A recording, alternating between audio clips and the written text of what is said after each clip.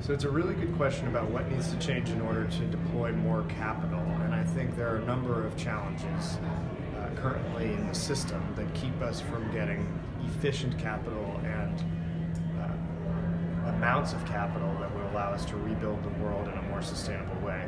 The first problem is the inertia in the system that is obviously propelled by the incumbents of the system, and they have a vested interest in keeping things the way that they are, and they have the power to try to do so because they have the money. Change has no customer, change has no constituency. And so that's the first challenge. I think we have a very powerful set of interests that have a vested interest in keeping it the way that it is. The second big problem, I would say, is the short-termism in the system. We have incentives that encourage people to think about the next few months or the next quarter or the next election cycle in a year or 2 years.